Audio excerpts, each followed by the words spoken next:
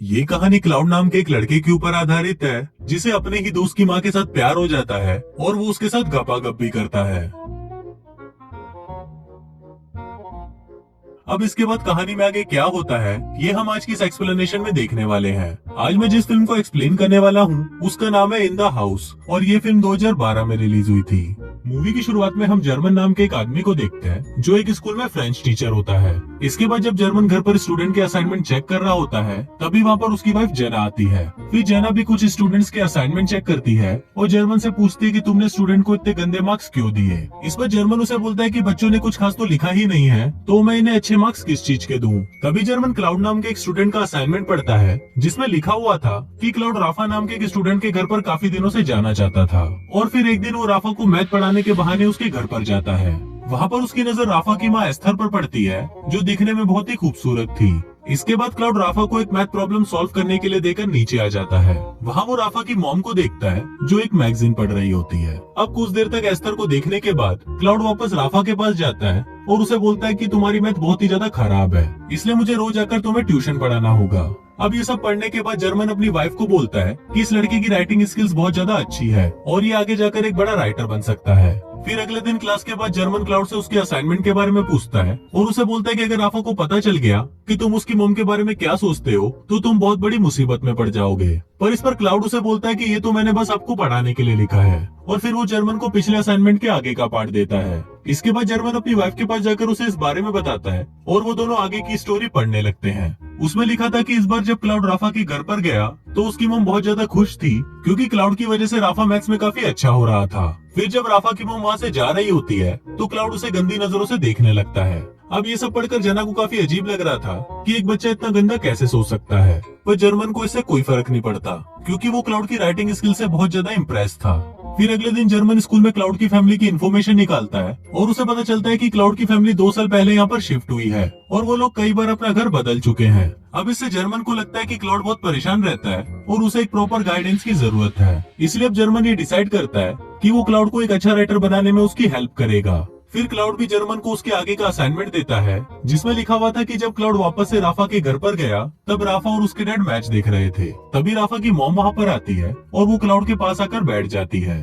थोड़ी देर बाद राफा के डैड को एक अर्जेंट कॉल आता है और वो उठकर वहाँ से चले जाते हैं। अब ये देखकर क्लाउड सोचता है कि अगर ऐसे ही राफा के मॉम और डैड के बीच में दूरियां बढ़ती गई तो वो राफा की मॉम को आसानी से पटा लेगा। अब ये असाइनमेंट जब जर्मन अपनी वाइफ को पढ़ाता है तो अब उसकी वाइफ को भी ये लगने लगता है कि क्लाउड की राइटिंग स्किल्स बहुत ज्यादा अच्छी है। फिर अगले दिन स्कूल में क्लाउड जर्मन को एक और असाइनमेंट देता है जिसे घर आकर जर्मन अपनी वाइफ के साथ पढ़ने लगता है। उसमें क्लाउड ने लिखा था कि मैंने इस बार राफा को मैथ की एक बहुत ही मुश्किल प्रॉब्लम सॉल्व करने के लिए दिया और फिर मैं नीचे राफा की मॉम को देखने चला गया। नीचे राफा की मॉम और डैड आपस में बहस कर रहे थे जिसे देखकर क्लाउड को बहुत अच्छा लगता है। थोड़ी देर बाद जब राफा की मॉम बाहर आती है तो वो क्लाउड को देख लेती है पर तभी क्लाउड सामने रखी हुई पेंटिंग को देखने का नाटक करने लगता है। पर राफा की मॉम को ये पता चल गया था कि क्लाउड उनकी बातें सुन रहा है इसलिए वो रात को राफा के डैड को बोलती है कि उन्हें राफा के लिए कोई दूसरा ट्यूटर ढूंढना होगा। अब ये सब बातें क्लाउड भी चुपकर सुन रहा होता है और उसे बहुत ज्यादा टेंशन होने लगती है क्योंकि अगर इस बार राफा के मैथ्स में अच्छे नंबर नहीं आए तो वो राफा के घर पे ट्यूशन पढ़ाने नहीं आ पाएगा।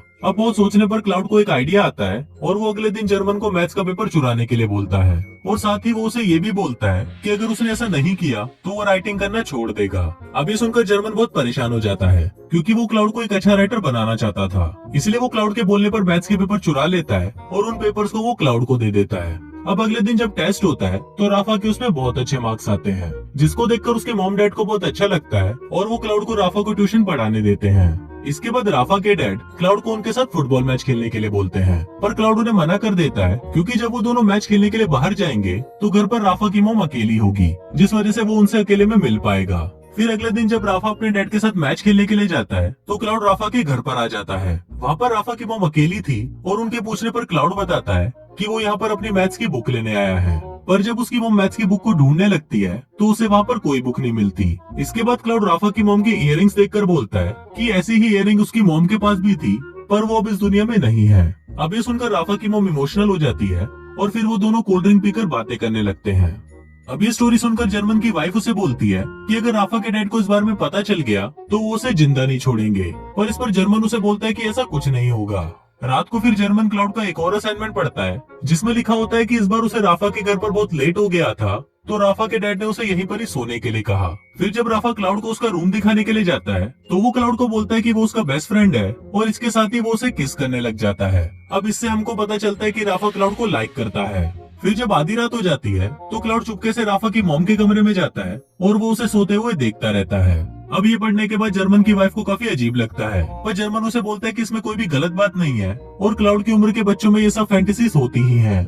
फिर अगले दिन हम क्लाउड को देखते हैं जो राफा की मॉम के करीब आता जा रहा था। इसके बाद रात को राफा की मॉम और उसके डैड के बीच में झगड़ा होता है और वो झगड़ा धीरे धीरे बढ़ने लगता है। फिर राफा के डैड जब गुस्से में वहाँ से बाहर चले जाते हैं तब वहाँ पर क्लाउड आता है और वो क्लाउड की मॉम को एक लेटर देकर वहाँ से चला जाता है। अगले दिन उस लेटर को पढ़कर राफा की मॉम क्लाउड को अपने पास बुलाती है और फिर जब वो लोग बातें कर रहे होते हैं तो क्लाउड जर्मन को इमेजिन करने लगता है। इसके बाद राफा की मॉम को वो लेटर पढ़कर बहुत अच्छा लगता है और वो वहीं पर ही क्लाउड को किस करना शुरू कर देती है। अब ये सब राफा खिड़की से छुपकर देख रहा होता है और उसे ये देखकर बहुत बुरा लगता है, जिसके बाद वो अपने रूम में आता है और आत्महत्या कर लेता है और असाइनमेंट के लास्ट में लिखा होता है कि कहानी अभी बाकी है। अब जब जर्मन ये सब पढ़ता है तो वो शॉक्ड हो जाता है और अब वो ये बात अपनी वाइफ को भी नहीं बता सकता था।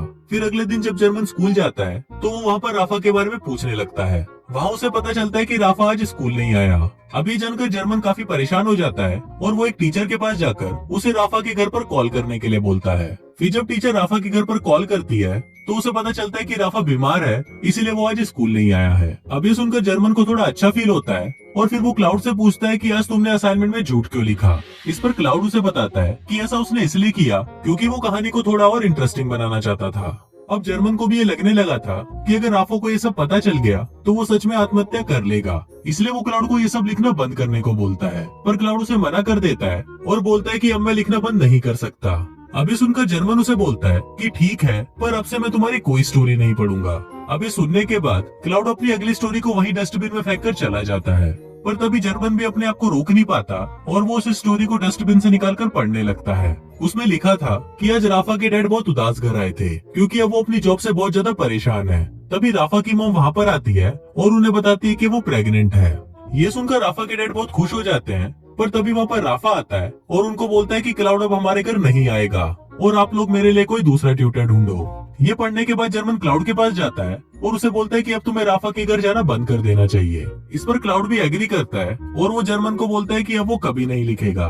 फिर क्लाउड जर्मन को आगे की कहानी बताता है कि आज उसकी और राफा की लड़ाई हुई थी क्योंकि उसको मेरे और उसकी मॉम के अफेयर के बारे में पता चल गया था। इसके बाद हम देखते हैं कि क्लाउड अपनी कहानी को पूरा करने के लिए राफा की मॉम के पास जाता है, पर राफा की मॉम उसका लिखा हुआ लेटर उसे वापस कर देती है।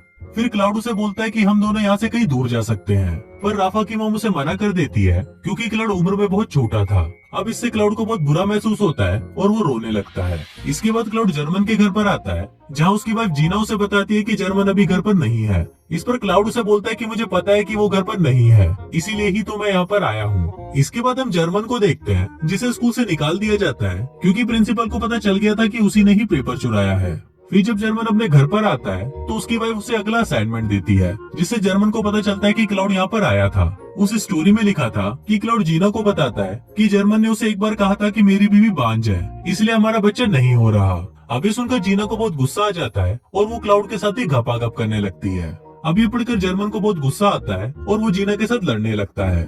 अब फिल्म के लास्ट सीन में हम जर्मन और क्लाउड को बात करते हुए देखते हैं। जर्मन क्लाउड को बोलता है कि मुझे विश्वास नहीं हो रहा कि जिस लड़की की वजह से मेरी जॉब गई और मेरी बीवी मुझे छोड़कर चली गई, मैं उसी लड़के से बात कर रहा हूँ। अब जर्मन की ये बात सुनकर क्लाउड हंसने लगता है और इसी के साथ ही ये फिल्म यहीं खत्म हो जाती है।